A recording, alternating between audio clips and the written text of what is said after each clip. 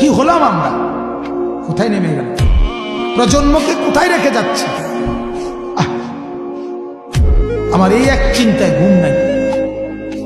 আমাদের এই নতুন জেনারেশন, উঠতি যুবক কি অবস্থায় রেখে যাচ্ছে? এরা কি হচ্ছে, কি ঘটছে এদের জীবন? এদের নামাজ কোথায়, জিকির কোথায়, আল্লাহ কোথায়, আখিরাত কোথায়? এদের কবরের ফিকির কোথায়?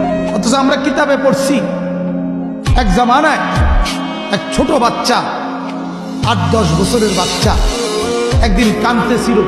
আমি কিতাবে পড়ছি, আমরা বুজুর্গদের মুখও শুনছি। ছোট বাচ্চা কাঁদতেছিল। তখন কেউ একজন জিজ্ঞাসা করছে, বাবা কাঁদো কেন? বলছে জাহান্নামের ভয়ে, আগুনের ভয়ে কাঁদতেছে। বলতেছে, আমার কি কও বাবা, এত ছোট মানুষ তুমি, তুমি কেন জাহান্নামের ভয়ে কাঁদো? বলতেছে, তো কাঁদতাম তো না, কিন্তু চাচা যান, আমি আমার মাকে দেখছি।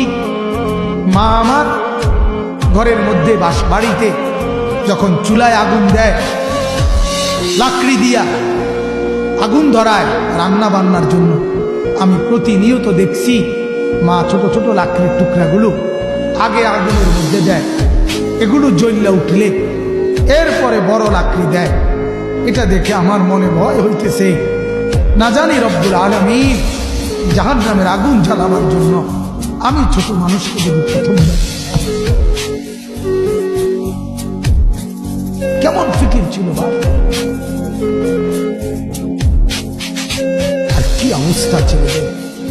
12 বছর, 13 বছর, 14 বছর এই বয়সের ছেলেদেরও শৃঙ্খল, অশ্লীলতা, বেহায়াপনা, নোংরামি, অসভ্যতা দেখলে মাথা নিচের দিকে নোয়া যায়। লজ্জা, শরম